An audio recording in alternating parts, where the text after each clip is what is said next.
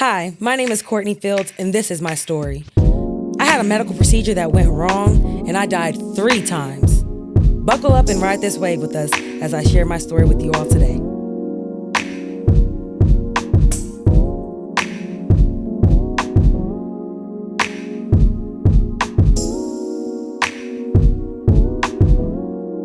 Welcome to the Buckle Up Podcast. We're so glad that you are here tonight. I'm Joe Fields, the founding and senior pastor of the New Beginnings Church. I have with me tonight a very special guest, someone I have been knowing for almost 28 years now. I'm going to allow her to introduce herself, and we're going to dive into a topic tonight that hopefully it will show us how to buckle up, how to encounter life and take life when it throws us a curveball, how we can get back up, keep moving, and to continue to pursue our dreams. Tonight, I have with me an exceptional young lady by the name of Courtney Andrea Fields. Courtney, tell us a little bit about yourself, and we'll get started on our podcast tonight. Well, my name is Courtney Fields, like he said. Same last name. That is my father. That's my baby girl. 27 years old. I'm not almost 28. So slow your roll. Pump the my brakes. goodness, Pump the brakes. Already. I'm 27 years old. I am a teacher teaching 6th grade out in West Dallas. And I am an amputee, which you guys will hear a little bit about as we dive a little bit deeper into the conversation tonight. Incredible. Thank you, Courtney. Tonight, I want to introduce you again to Courtney Andrea. She is going to help us see how we can navigate life, even though life has thrown us some curveballs. Courtney, my daughter, has always been someone who has tried to do the right things. I must admit, she is a girl who prepares. She is someone who tries to put her best foot forward, tries to put her best efforts forward. And in light of that, she has always tried to do what was right. When you were 12 years old, you were diagnosed with what they call it, the BRCA gene. The BRCA gene. The BRCA gene. Mm-hmm. Now, the BRCA gene, again, is what? So it's letting me know, or it was a test that I took to basically inform me that I would have high chances of breast cancer.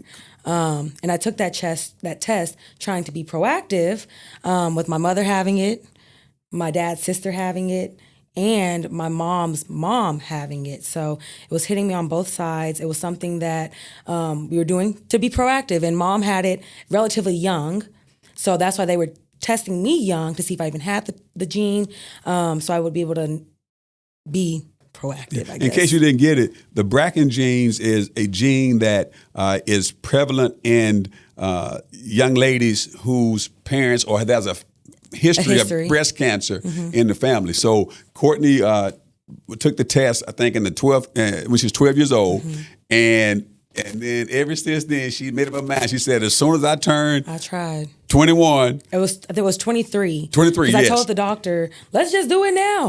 Let's do it now. And he was like, pump your brakes. You're not old enough yet. Right. And he told me when I turned 23, or was it 24? I thought it was 23. Whatever age it was, one of those years. He told me I could have the surgery. And as soon as that age hit, I had it. And the rest is history. So Courtney graduated high school in 2015, went to Texas A&M University-Commerce, graduated with her bachelor's and her master's degree, and played basketball in 5 years. She graduated within 5 years. That was just amazing to me, all the things that you accomplished while you were there. And your mom and I are just so proud and so happy for you. So when Courtney graduated with her master's in December of what year? 2019. 2019. You got me doing years. I don't remember. I think it was the 19. I think it was 2019. Mm-hmm. I think so. 2020. 2020. I think it's 2020. Maybe. Yes, 2015 to 2020 is 5 years. Yeah. So 2020. So once you graduated with the master's in December, you turned around and had the surgery to remove the mastectomy. I had a double mastectomy. The double mastectomy in 2020, 21. What year? I don't remember. You're confusing me with the years. Yeah, okay. But anyway, so Courtney goes in to have the surgery. Had the surgery. Surgery went relatively well, of course, we thought. You came home. When you came home, you'd been home maybe 2 or 3 days, and you start having this pain. You were having trouble breathing. And I remember the day because I had a physical that morning. And I went to my physical, and when I went to my physical, on my way back home, I picked up the phone to call my wife, your mother, to see if she wanted me to bring you and her some lunch home. And if you know my wife, Courtney's mom, she has a high tolerance level for pain. Listen, she can go through stuff that it would knock me out. But she has a high level of pain. Matter of fact, when Shanta and I first began to date, she was doing chemo then, and I never even knew it. That's how courageous and strong she was. So, but anyway, so I called her to see if there was anything that she wanted me to bring home, and she said, "Well, no, Courtney's not feeling well. Let me go and check and see." So I'm waiting 10, 15, 20 minutes later. She still hadn't called me to see what you all wanted. So I called her back. She said, "Well, you may just want to come home because Courtney's not feeling well. She's not doing good." And just something in my spirit said, "Get home. Go home as fast as you can." So I just floored the car. I'm coming up the interstate, and I finally get home. And when I get home, my wife says that, of course, Courtney's not doing good. What should we do? I said, "Well, baby, this is out of my pay grade. Call 911. So she called 911, and they seemed like forever to get there. But when they got there, you were hyperventilating again, just really struggling to breathe. And I remember one thing: you advocated for yourself, and you threw up. When you threw up, I saw this sweat in the back of your neck. You threw up. And they asked you, "What do you want to do?" And you said, "You want to go to the hospital." So we got in the ambulance, you and I. Hold on. Tell them that they told my parents that my vitals were all okay. They said everything was okay with me. And that's when they asked if I wanted to go to the hospital. Blood pressure, whatever else they took, whatever. Blood pressure, a heartbeat. They said everything was fine. But Courtney got turned around to walk back to her bed, and I saw this puddle of sweat that had just hit the back of her neck. And as soon as I noticed it, that's when you threw up. And when you threw up, they asked you, "What do you want to do?" You said you want to go to the hospital. So you and I got in the ambulance together, and they're still driving down the freeway, no lights on, just like, and I'm like, "We got to go." And I'm in the back with Courtney, and she's hyperventilating, and I'm holding her hand. I'm saying, "No, baby, just relax, just calm down. It's going to be okay." And she was like, "Dad, I can't. I'll never forget that." And so we finally get to the emergency room. I'm going to set this part up, and then we'll Courtney tell the rest. So we get to the emergency room. And so now Courtney and I are in the emergency room. The attending physician or physician's assistant was trying to get information, wanting to know who you were, how old you were, and if you smoke and all that stuff. And while they were getting that information, Courtney looked at me, and her eyes rolled back in the back of her head, and she stopped breathing. That's the first time you coded right then.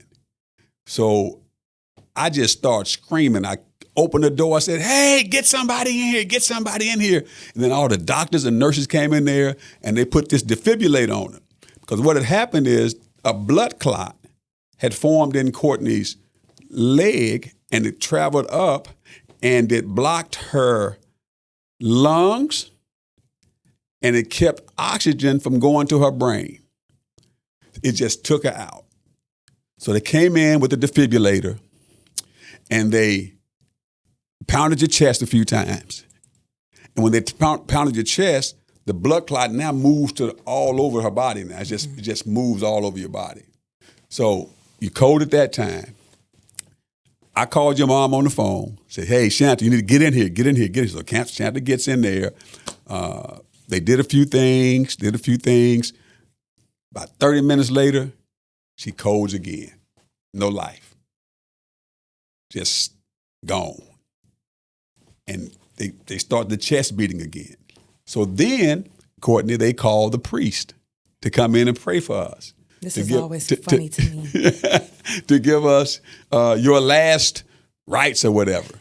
And I remember they called the priest in, and I saw the priest. I said, what are you doing here? And, he said, well, we're going to administer the last. I said, no. You're not praying. I'm praying. Is that how you said it? Yes, I did. I said, no, you're not praying. You're not praying death. I'm praying life. Mm-hmm. And Shanta said, no, let him pray. I said, no, he's not praying. He's not praying. And I prayed, and I remember the priest said, oh, okay, you got it. I never get that. So that was the second time you coded. Another 30, 40 minutes later, you code again, gone again. They brought her back. They were afraid to move her from, this is all in the emergency room. Mm-hmm. They were afraid to move her from the emergency room to intensive care, which is on another couple floors up. So about 3 hours later, they finally moved you to ICU upstairs. We get to ICU upstairs. The ICU doctor says to me, he says, she's not going to make it. What do you mean she's not going to make it? He says she's not going to make it. He says, we need to move her from here. I said, well, then what are we going to do? Are we going by ambulance or are we going by helicopter? What are we going to do? Mm-hmm. So he made a few phone calls, and they got the helicopter in. So now they're transitioning you from Medical City, Dallas, Louisville to Medical City, Dallas. Now, Courtney and I had been watching this movie. What's the name of it was a show, Little Fires Everywhere. Little Fires Everywhere with what's that lady? Kerry Washington. And some other and her little girl that was playing the movie. So anyway, in the movie, they had this little code that they had.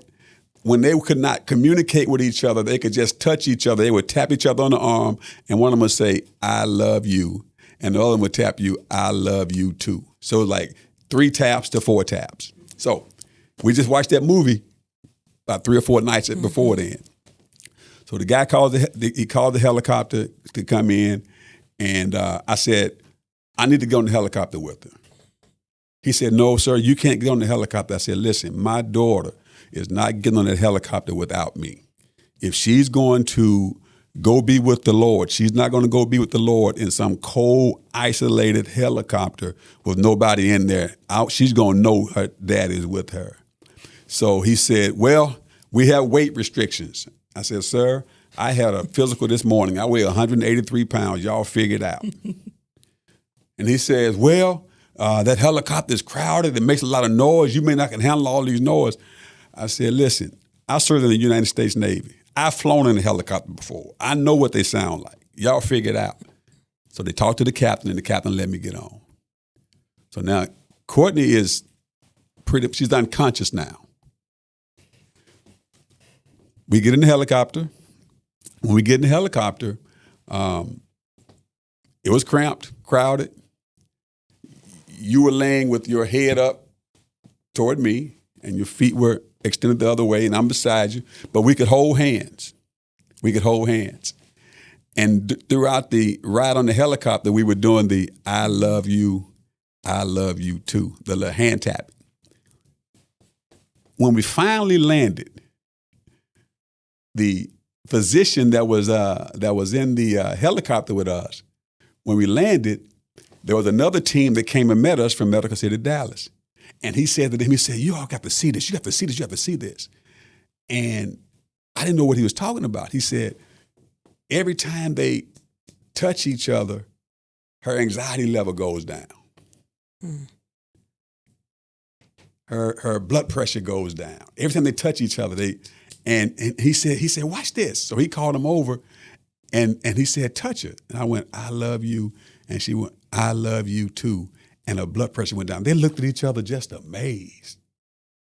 So now we're at Medical City, Dallas. we get there, and for 4 days, we didn't know if Courtney was going to live or die. And all this came from you were trying to make the best decision for you, trying to do what you considered best and what was right, and now you're facing this. After 4 days, the doctors finally came and said, we see a way that she may be able to live, but we're going to have to amputate her leg to save her life. And I remember your mother and I had to make this decision. We said, hey, that's a no-brainer.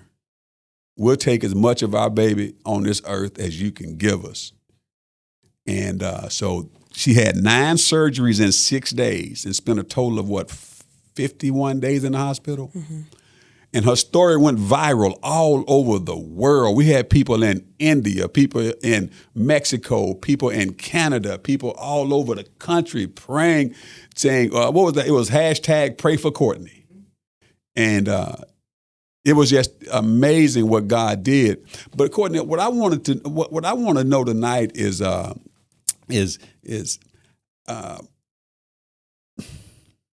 what challenges your faith as a young adult, trying to live for the Lord and trying to do as much as you can in life? What challenges your faith in 2024 more than anything? Well, honestly, I would say it has nothing to do with my situation. Yeah. What challenges me. I know you guys have previously been talking about the culture. Right. And I could say the culture is what is the biggest challenge for young adults, or for me personally, in the year 2024. So much is going on, trying to be in, trying to be a part, all the things, right? I try to, it's a very fine line that it takes to cross, and it's not much wiggle room. But here I find myself kind of teeter-totter in the fence. I go to church on Sunday. I go to Bible study on Wednesday. Helping with the young adults. I'm doing the podcast, right? I'm trying to do all the things, but then yet catch me outside on Saturday, right? Like it's a fine line, trying to figure it out. Right. The culture is definitely probably one of the biggest challenges. Yeah. So in light of that, how has your faith sustained you in the culture? And also, how has your faith sustained you with your life-altering medical condition that you had? So, long story short, my freshman year of college, I got a tattoo that I hid from my dad on my wrist. I don't know why you hid that tattoo. With a long sleeve Under Armour t-shirt when I was playing basketball, y'all, because I was like, I don't want him to see my tattoo. But anyways, hold on. I found out about the tattoo. So we had dinner one night. No, we're at the airport. At the airport? And We're what at the did I do? airport. I thought we were at my house. What is that? You drawing on yourself? I said, Courtney, something's on your wrist. Because she'd already told her mom. Everybody else knew. Everybody, I don't know why she owned it from me. I'm your guy. I've been in your corner from day one. Yeah. But you thought I would have a problem with that? It was just a problem that I didn't want. And not that you would have a problem, Right. but I didn't want that problem that you could have. I don't know. It was better safe than sorry. Okay. So how long had you had the tattoo before I knew? I got in my freshman year of college, and I didn't start hooping for real to where I was needing to cover it up in a game until my sophomore year at least. So at least a year and a half, probably. At least a year. Yeah. So, but anyway. Anyways, yeah. So the tattoo on my wrist says faith. And I believe that God does everything for a reason. We're not supposed to mark our bodies, right? But this tattoo means more to me now than it did when I got it way back when. I thought it was something cute, faith, love God, all the things. But now I remember specifically, I don't remember much from what he just shared. Yeah. But I do remember one day my mom being in the hospital with me, just telling me to have faith, have faith. And she was rubbing my wrist. And I remember that specifically. Mm-hmm. And it clicked. Gotta have faith. Mm. So now let's go back to to the amputation. Share with us how you found out that your leg had been amputated. Because keep in mind, Courtney was heavily medicated. You were medically induced coma. You know, she was gone. Yeah. There was two different stories. Right. Or two different times that I was told, apparently. The first one being a nurse told me because mom told me that you guys were nervous to tell me once I finally woke up. Right. Because whatever, y'all didn't want that to shock me or cause any stress or anything like that. So y'all were praying about how to have that conversation with me. Mom came to the hospital one day and asked the nurse something, and the nurse said, "Oh, I told her already." And my mom was like, "Well, how did she respond? Or how did she react?" And the nurse said, "As expected." I don't know what that means. Yeah. I don't know how I reacted. You were so heavily medicated, yeah. I don't know if I cried. I don't know if I threw a fit. I don't know anything. The time that I remember, which is the time that I count, is the time when I was in my hospital bed and it was cold in the room. Right. It was really cold. Hospitals are cold. And mom came in and I told her I was cold and I asked her to put some socks, plural, socks on me. She came around to the right side of the bed, put a sock on my right foot, and then just stopped. And I'm like, "What are you doing? You're going to put one on this foot?" She's like, "Baby, you don't have a leg." "What do you mean I don't have a leg?" "Well, they had to amputate it to save your life." And that's all I remember. Yeah. It was that simple for me. Yeah.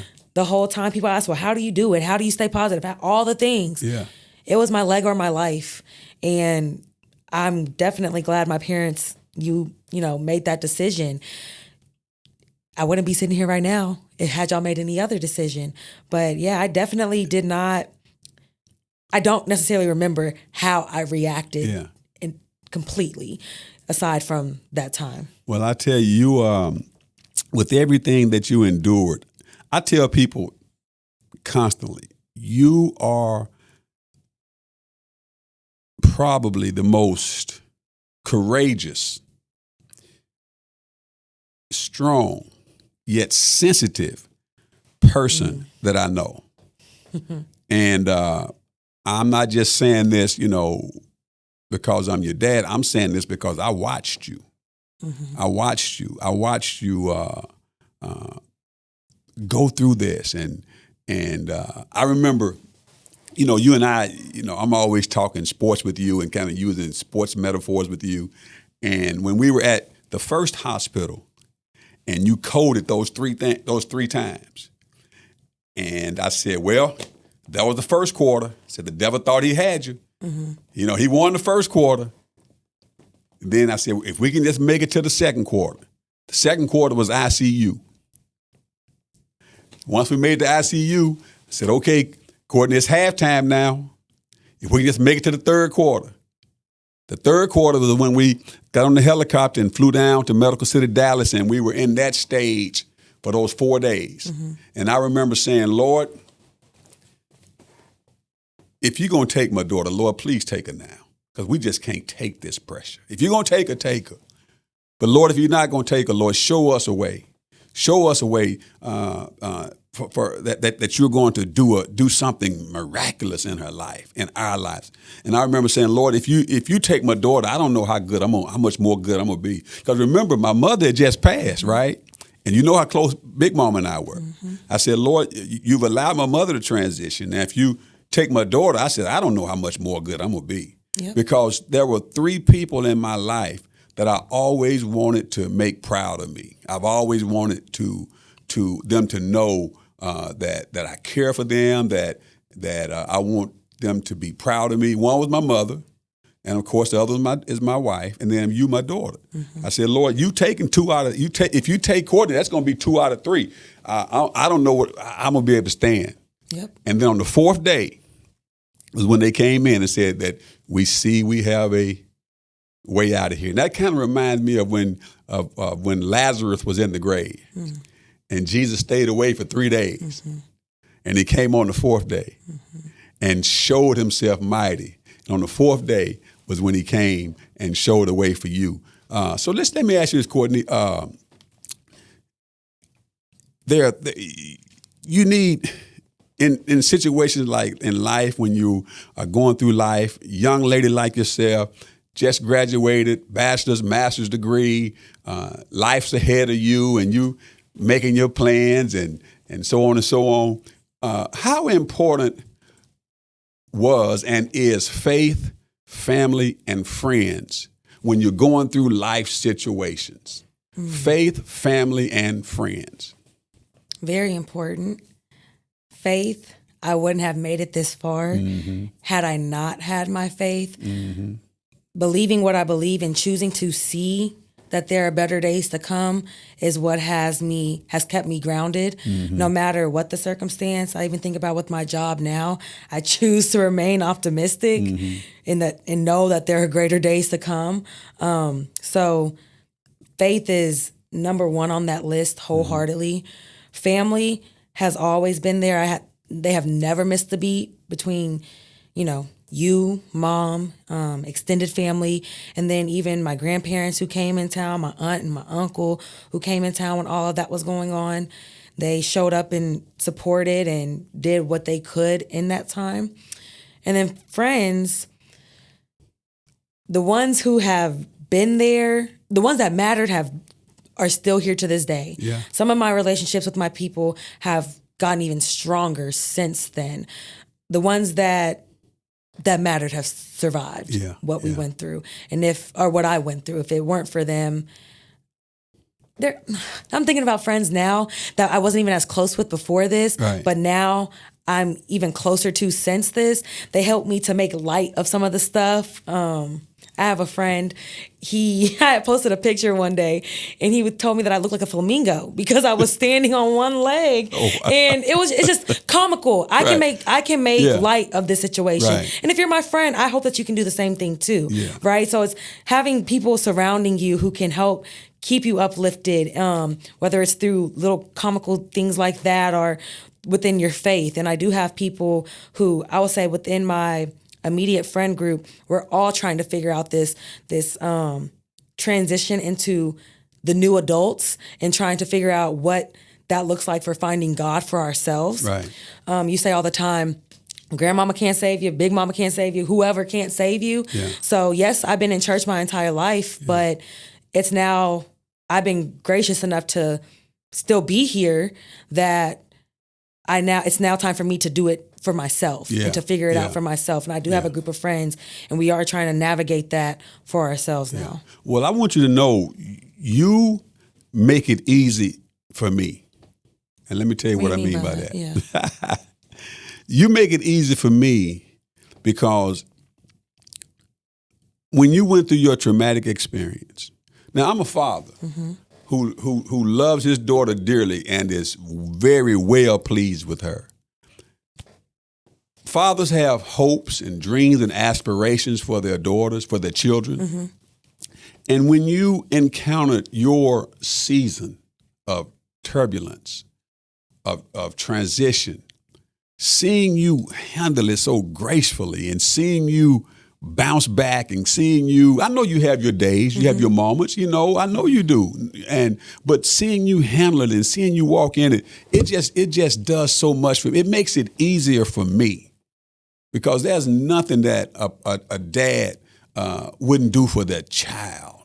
I get that. You know what I mean? It just because if you were not who you are, that internal strength, that optimism, that courage, it would have impacted me even more. And I believe that. And I'm gonna say this because I remember I don't know if I had started ATF, the Adaptive Training Foundation yet, but I was going through, it may have been like 3 days where I didn't want to do anything. I wasn't feeling depressed. I wasn't feeling any of the things, but you were not well. You would come back in that room. You should get some sunlight. You may need I'm fine. Like, leave me alone. That's what I'm thinking. Leave me alone. I'm okay. But you love me, right? And I know that. But I was just like, oh my gosh, I am fine. I'm okay. Let me be. It's only been 2-3 days. Yeah. I'm okay. I can take time to myself and relax Like, and let those windows all up. those Let the things. blinds up. He was not well. He was you want to go for a walk? I'll push you in the and one time I just fancied you. I just let you put me in the wheelchair and take me for a walk just because I was like, he's not going to let me breathe if I don't let him do this. Do you remember those all the therapy visits we had to go to, and I would take you down there every day. He was my chauffeur. But you used to get so mad though. Errol used to be fussing. I don't know. I was in pain. I know you were in pain, but I don't know. What about when Papa came to town and you got mad at me because I wouldn't let him do anything? He wouldn't let my grandpa even push me from the car to the elevator up to the top floor. He would not let my papa do that. He was what is that? Just very in parental mode. He would not let anybody do anything for me. We had come so close to you not being here. I guess Papa pushing me was gonna be the thing that took me over. Well, I see you got jokes now, right? See you never I'm just quit. kidding. I know. I'm just kidding. No, it was just it was a season. But again, you sitting here looking as beautiful as you are, as smart as you are, as courageous as you are, and as sensitive as you are, and still attacking life and still have hopes, dreams, aspirations. Nothing has changed. The Lord could call me home tomorrow. And you know I'll be good. I believe you'd be good because of your faith, because of the family that loves you, because of your friend circle. And that's all any father wants, you know? But so let me ask you this, Courtney. Now, as you go through life now, what are some areas that you have seen spiritual growth in and emotional growth? What areas? What are some of the areas could you pinpoint that you say, yes, I know I've grown here because I used to be this, or I would have reacted like this, but now? I would say, off the top of my head, without even thinking, just my willingness to try to serve. I used to have the excuse of being, in commerce. Right. I was far away. I wasn't here, which is, that's fair, right? I was an hour and a half away. Yeah. But now I'm here, and I still have a lot of excuses that I could pull out. I'm tired. My leg hurts. Them kids, right? All the things. But I definitely am trying to be more active in serving, whether that's with the young adults, the praise and worship team. I still find myself saying I'm tired on Thursdays, but I am going to make it back to rehearsal. Okay, I'm going to make it back. But definitely just serving, putting forth effort to get here. They're the same people doing all the jobs, right? So if I can ease anybody's load a little bit, it'll be, I'm serving. Yeah. Also, I had something else that was on my mind, but I lost it. I understand. But what was the question you asked me originally? You think I remember? The question was, what are some areas that you've seen growth in? Spiritually, yes. And emotionally? Emotionally. Yes.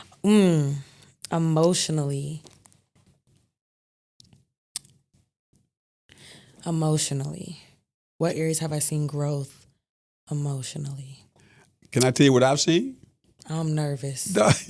Well, keep in mind that ever since the doctor removed you from your mother's body, wrapped you in the cloth and cleaned you, cut your umbilical cord, put ink on your bottom of your feet, came up and put your footprint on my heart, and told me that you're going to be walking on my heart the rest of my life, I've known you. So I've seen some areas of growth. Let's hear it. I've seen you become a little more patient. Oh, yeah. I've seen that. I have seen that. I've seen you become a little less hard on yourself because you've always been the type that you had to have A, B, C, D, E. If you don't know Courtney, Courtney doesn't have step. When Courtney's involved in it, she wants to know who's doing it, how it's being done. So I've seen you become a little more at ease. Mm-hmm. You know. I agree. And I'm going to go ahead and jump in. Sure. When it comes to patience, I have to chalk a lot of that up to my kids at school. They have taught me so much patience. If you can't be a teacher and not have patience. Right. And it's funny because one of my good friends, Tia, has a son who's 4 years old. And she's like, you're just so good with him. You have patience. I'm like, girl, little do you know I have a whole bunch of sixth graders running around doing all the things all the time. Yeah. So him talking, I can ignore him easily, right? Yeah. But patience has been something that I had very little of in the beginning and have definitely grown in that aspect for sure. So I can agree with you on that. So Courtney, how do you balance serving the Lord, your recreation time, your occupation? So how do you try and balance those things? I was excited to answer that question.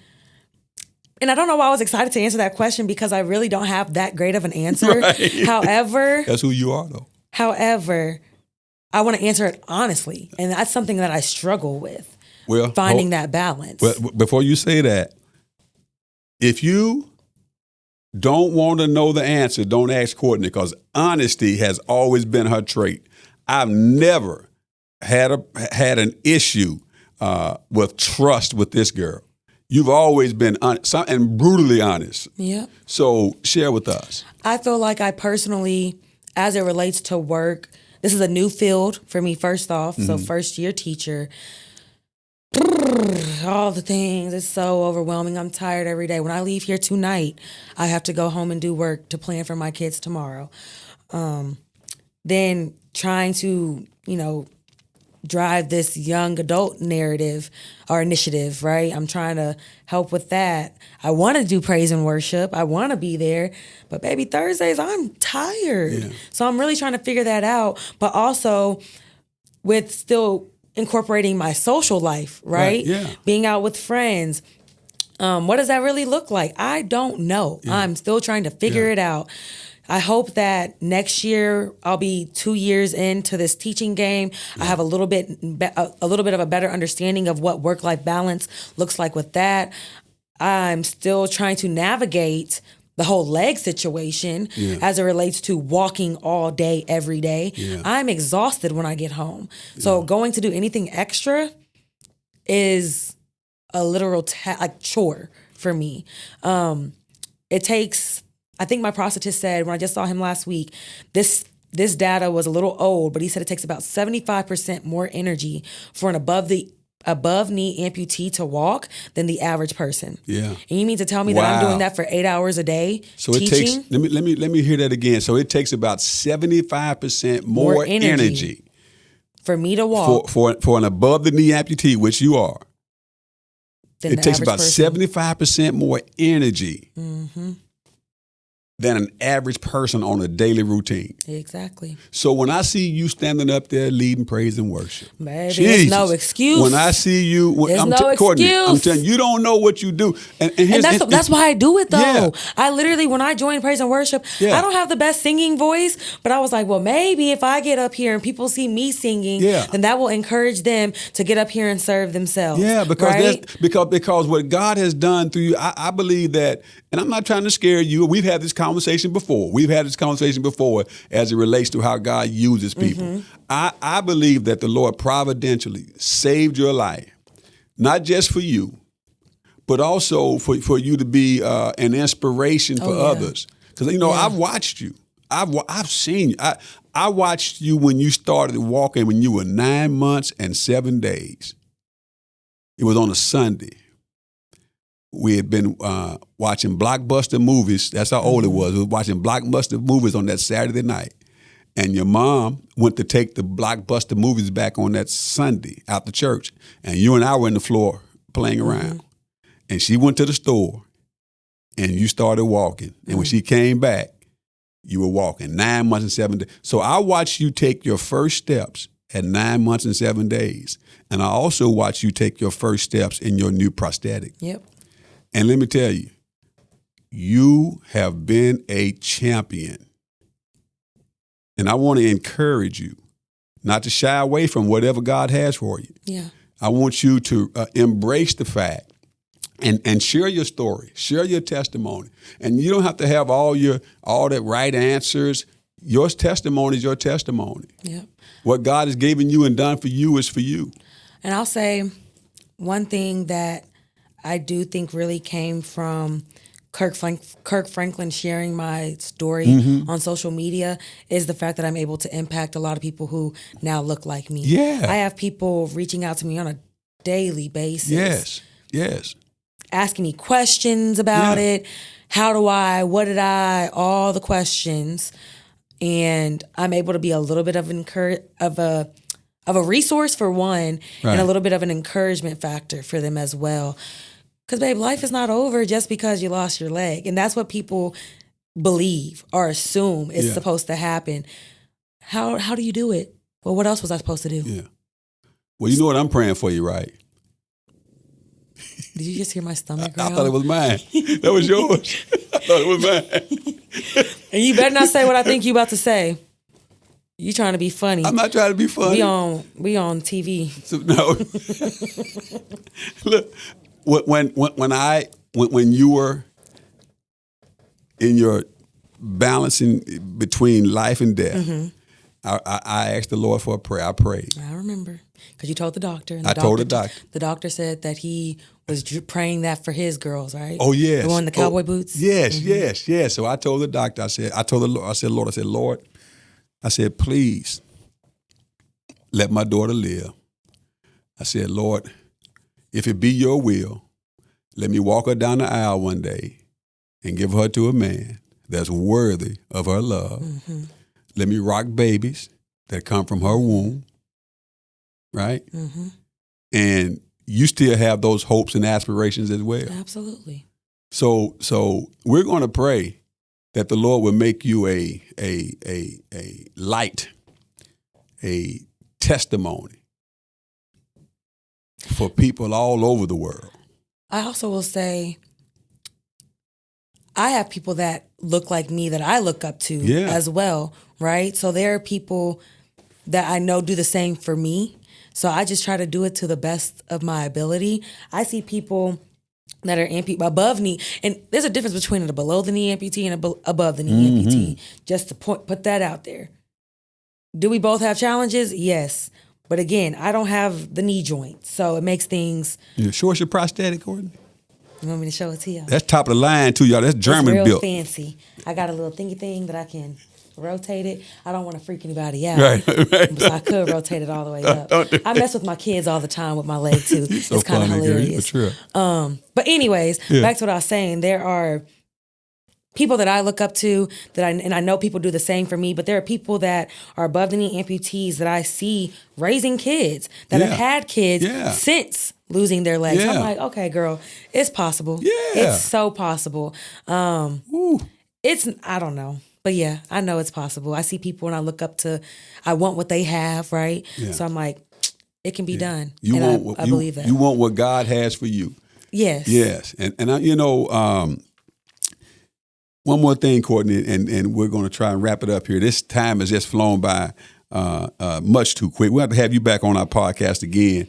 But the last thing that I wanted to ask you, I had it written down here. Last thing was, in light of sustaining a life-changing medical procedure, how do you proceed in keeping such a strong, positive outlook for yourself? In light of everything you've been through, how do you buckle up, Courtney? How do you buckle up and keep moving through life? Because I'm going to tell you, you make it look easy. I know, and it's not. You know what that is? That's God's grace. Yeah. God's grace always makes hard things look easy. And you make it look easy. Yeah. But I know better. Help me understand. One thing that I battle with, too, is the fact that I do make it look easy. Mm-hmm. So then people will assume that it is easy. Mm-hmm. And baby, it's far from easy. Yeah. It's far from easy. I just unintentionally make it look easy. Yeah. I'd rather try to look decent while I'm walking than be around gimping, right? Yeah. So it's not easy. I just try to make it look a little bit easier. You make it look easy. I saw you doing a line dance the other night. What's the name of that line dance? It depends on the one. Oh my goodness. I love line dancing. But that's just to show that we can still be out here and do all the stuff, all the things. Right. We can do everything. There's no limit to the things that we can do. Yeah. And luckily I was able to be a part of a foundation called the Adaptive Training Foundation, which... And how did that come about? Just against God's grace. Do you remember how that came about? Oh my goodness, the adaptive. So the first time I found out about the Adaptive Training Foundation, I was at wound care the first time. And my wound care doctor told me about this place because she knew I played college basketball, and she played college soccer or something like that. So she was like, there's this place that will be perfect for you. And I looked at the Instagram profile and I was like... Was it wound care or was it Scott's place? Because you were... No, the first time was wound care. Okay. Wound care. Because I didn't even have my prosthetic yet. Yeah. And she told me about the place. I looked at the Instagram profile. I was like, I don't know about this. Right. Don't know about it. Then went to Scott, who was my prosthetist, who helps get me fitted for my leg and all of the things. He told me about the place. He was like, this is a great place for you, da-da-da-da-da. And I look at the page again and I'm like, oh, that's what that lady told us about. Me and Dad decided, we're calling, not answering the phone. So we decided we were going to go up there. We go up there the first time and the owner wasn't there. Right. Nobody was there. Right. And they're like, oh, just apply online or something like that, right? And did I know something? No. Yeah. But the first time no one, they said basically apply online, right? So the second time we went back up there for whatever reason and we ran into the owner, David Vabora. Yeah. And he shared my story with him, saw me, and the rest was history. This program was a 9-week program that I went through, and it was amazing. Honestly, life-changing. Yeah. It just helped me to understand really that you're still capable to do any and everything. And you weren't supposed to get into that program. I wasn't because it was full. That's what they told us the first time when we went. They told us it was full already. But then when I came back up there the second time, that's when they were like, okay. That's when we met David. And that happened. So what does that tell you about life? One thing it ought to tell you is God's favor is God's favor. Yeah. I knew that's what you were going to say. Yeah. And the second thing is the grace that God has put in your life. It's mind-boggling. There's nothing that you've ever wanted to do or tried to do for the Lord that you have not succeeded, right? Yep. And when I think about that, that's really true.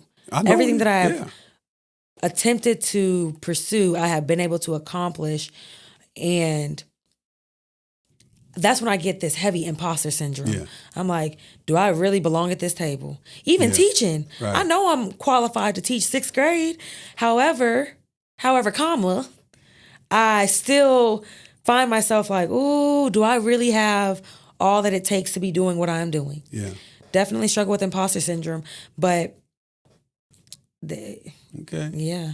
Well, listen, Courtney, man, our time has gone way too fast tonight. We're definitely going to have you back on here again. We love you so much. Is there anything you would like to share with us as it relates to buckling up, as it relates to encountering difficulties, as it relates to challenges that you face? How do you walk through them? How would you, if you had to encourage somebody, how would you do it? What would you say? I would say buckle up because this road can be rocky. There's no set path that God is going to put you on.